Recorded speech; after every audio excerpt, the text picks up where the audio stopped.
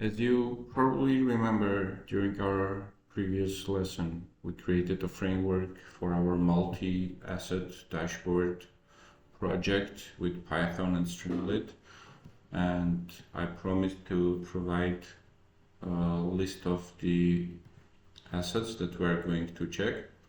So it is included in the description of the previous video where we prepared the framework, created a folder for the project named here Streamlit app, which contains the pages and the application itself. So what we are going to work today, it will be the Commodities app. I prepared the list of commodities we are going to check. It includes 20, if I'm not wrong, most important ones, which are traded more. For some of you who watched like the movie with Eddie Murphy, Trading Places, there was the biggest impact on the movie was the trading of the orange juice concentrated. So that's included here as well, together with corn, soybeans, wheat, rice, cotton, coffee, gold, platinum, and others. So for you, I prepared a dictionary which is included in code here, and it's also included in the description of the previous video. And with that being said, we have prepared most of the part. Let's go with actual coding. We start with import of Streamlit as st, import yfinance as yf. We're shortening it for convenience to use in future. We are importing pandas library for data operations. Again, we're shortening this one as well. And for graphs, we are importing matplotlib pyplot as plt. And the last one will be used for visualizing commodity price movements. Okay, let's talk a little about this. This is the dictionary which contains the indicator. Again, this one I checked on yfinance, and we can see here for Crude Oil. So I just prepared for everything else for other 19. It contains the barrel as a unit for which it is trade, the name, and the indicator. Okay, let's move on. For our purpose of optimizing the data usage, so we don't want each and every second it to be displayed, but rather to be refreshed whenever user chooses to check on commodities dashboard. So we're implementing a little trick named the Streamlit. We're using the decorator Streamlit cache. That's helping us to avoid unnecessary API load, which can result in blocking for some data providers. And with that, let's write our function to get the commodity data. Fetch commodity data, tickers, period equal to 6 days, interval equal to 1 day.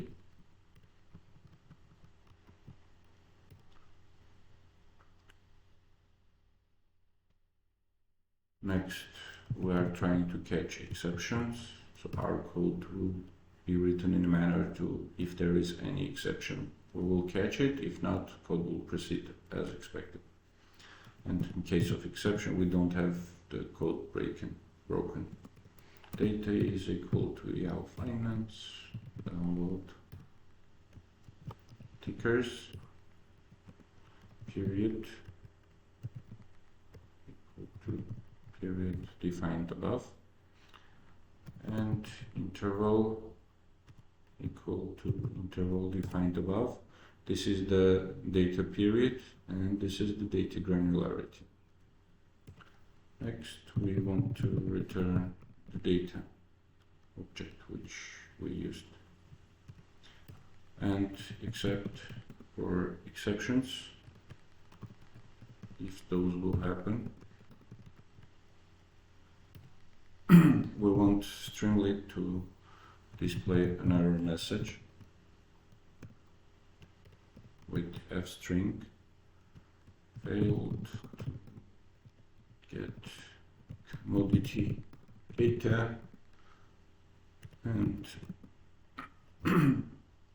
return as string with the error description as is.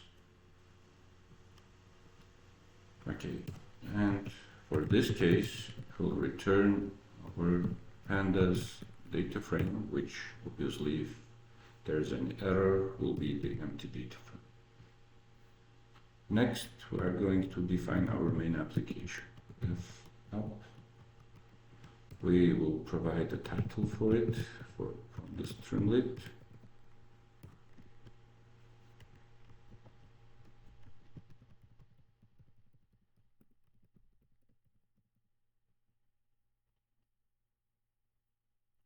Next, excuse me, we will be working on data acquisition. Period is equal to Streamlit sidebar select box with select period. This one was unnecessary. And providing options for that period, either 1 day or 5 days, 1 month, 3 months, 6 months,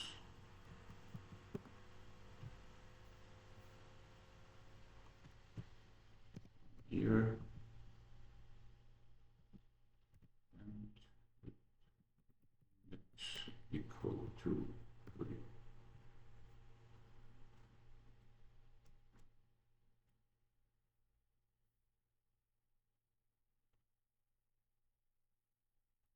Here we will do also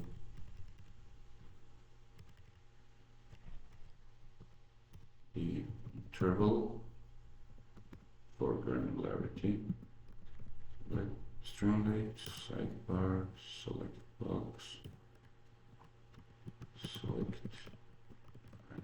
granularity, and again we will provide possible choices: 1 day, 5 days, 1 week, 1 month,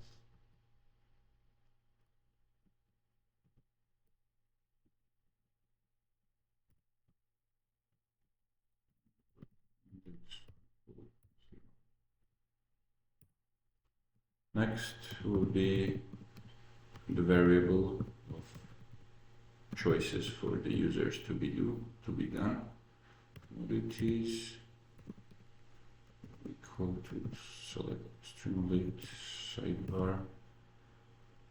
Here we have multi-select option. Select commodities. List commodities info keys.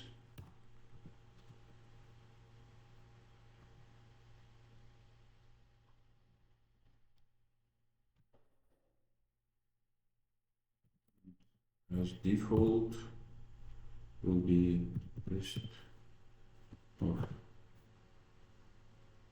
commodities info keys.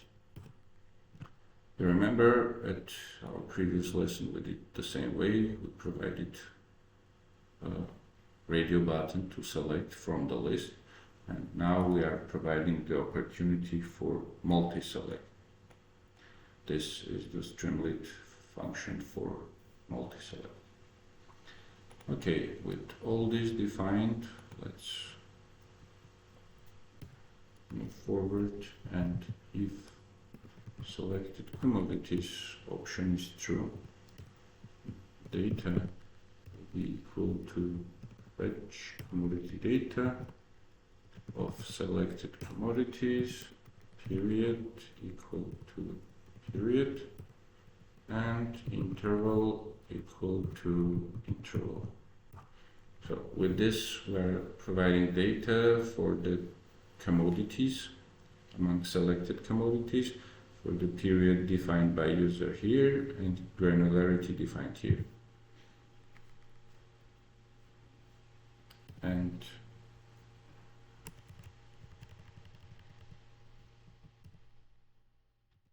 not data empty. We're checking to the data not to be empty, to not show the empty page for the user. Streamlit success message, data loaded successfully for selected commodities.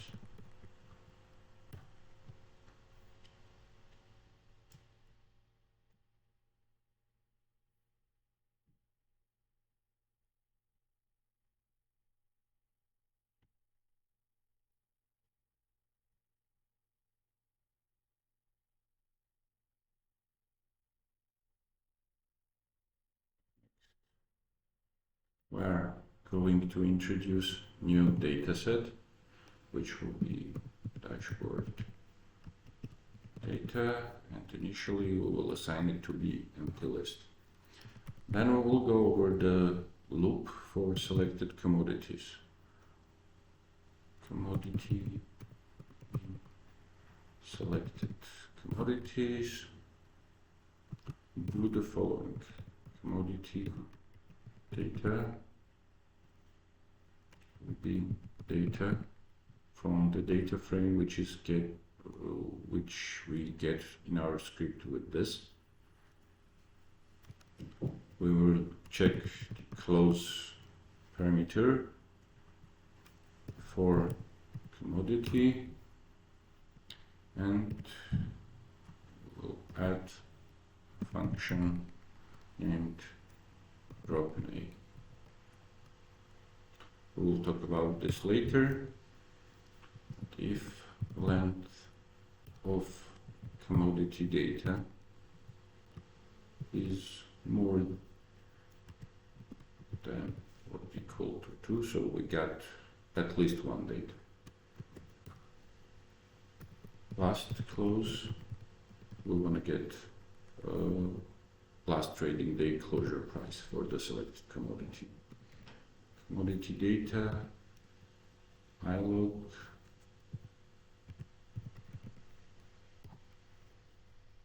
-1. -1 is today is the 0. It has the 0 index among this data, and -1 will be previous day. Previous close will be the same, but 1 day less.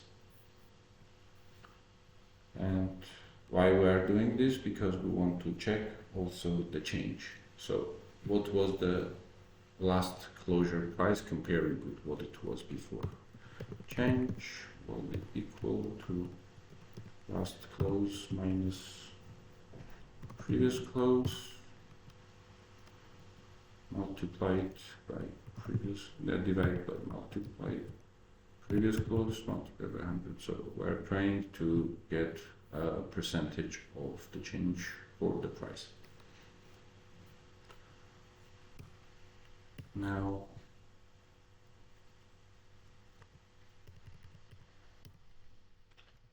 our dashboard data. should be appended, or to that data dashboard should be added the following: commodity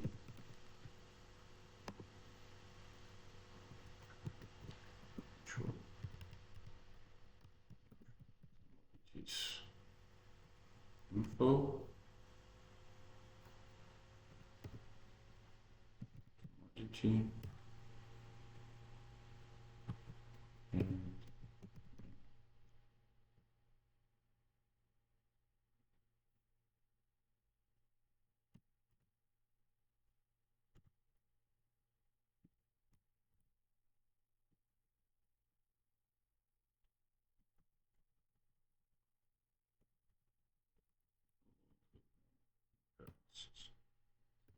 next ticker.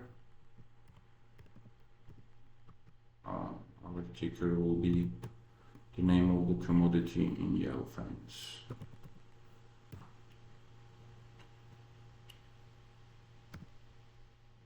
After that, we are going to use unit as the commodities info, commodity, and unit.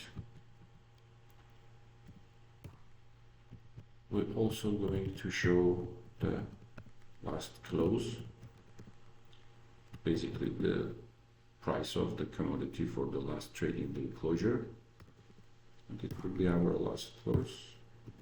The change, it will be change. So what we got here, let's go once more over it and understand what we just did. For each of selected commodities, the closing price is extracted.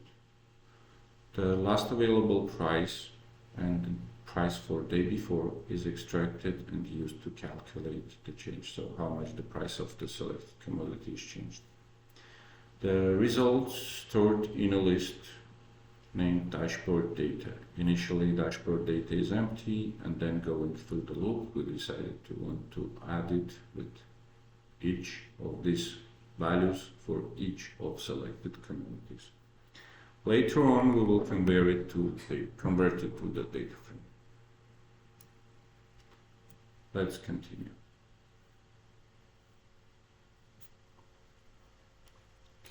We are getting back here.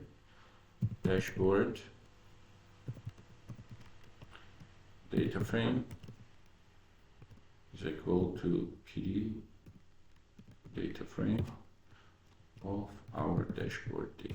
So the dashboard data we got here, it is converted to the TD format or pandas. ST data frame dashboard, yeah. This converted pandas format will be transferred to Streamlit for Streamlit to work with it.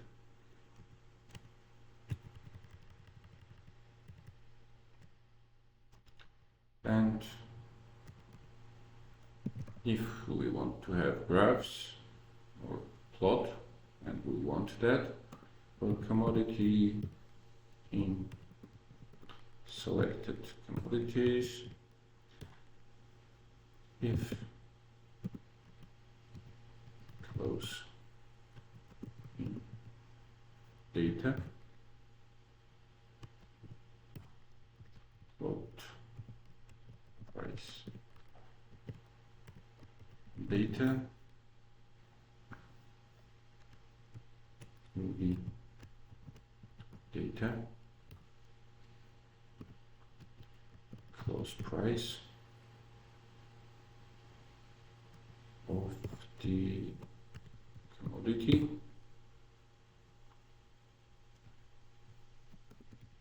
commodities info,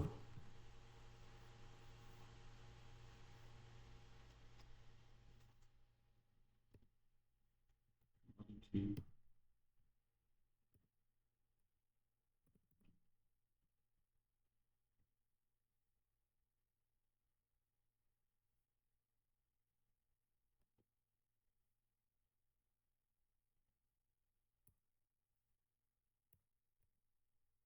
Don't pay attention to being red, we will fix that soon.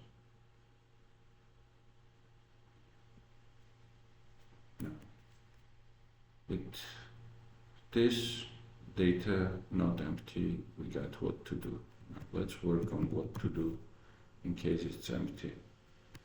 Else st warning, we want to provide user error message to have the data work properly. No data available for selected commodities.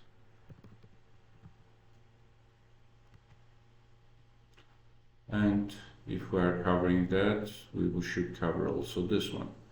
If selected, so what to do if user doesn't select anything? Else st warning, again we are going to warning to display to user to please select at least one commodities. Now let's go to plotting, the fun part. Def plot price data. It will need df data frame and commodity name.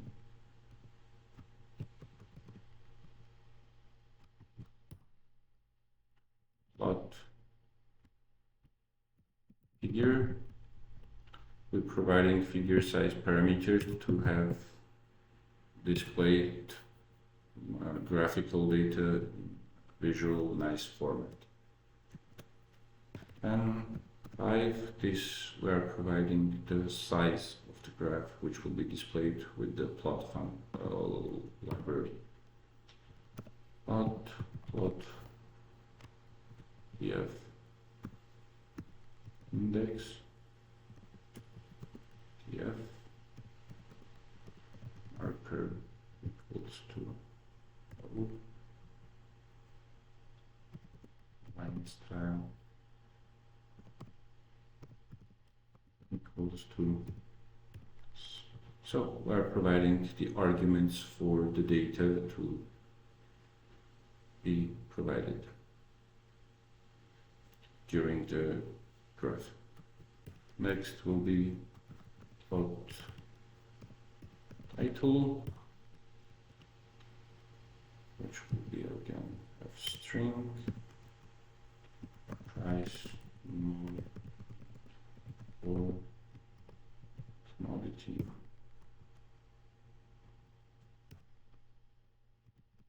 Then we're providing what will be the labels of our graph. It will be 2D graph.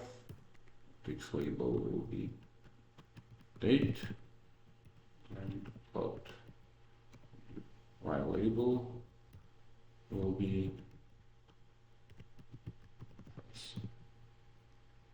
Then with all of this, we're including this plot into Streamlit. And if n equals to n,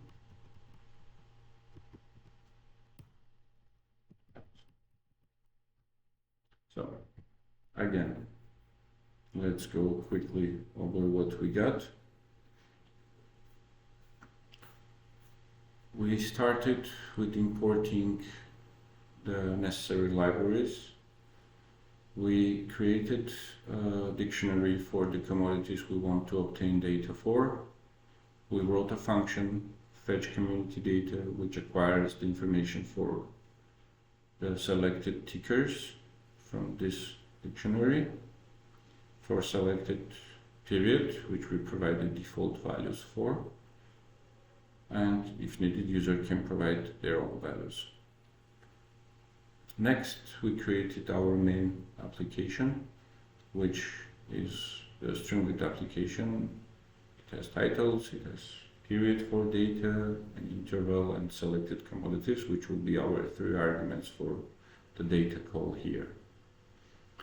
With all these 3 arguments, user is selecting any commodity, we are making the call to the library, getting data for period, and if the response is not empty, we're showing data loaded and creating a data list. We're going over all of the selected commodities one by one and getting closure price and then 2 days closure prices to detect a change of price, see if it's going up or down.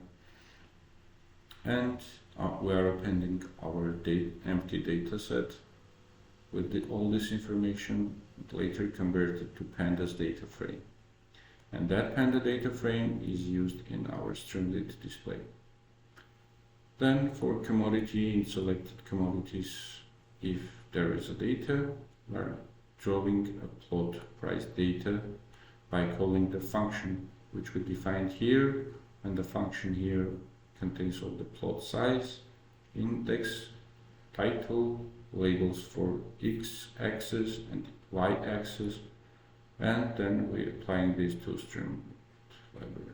We're also covering the error cases, so if no data is available, we are throwing a warning. If no commodity is pre-selected, we are throwing another warning. I hope you liked it.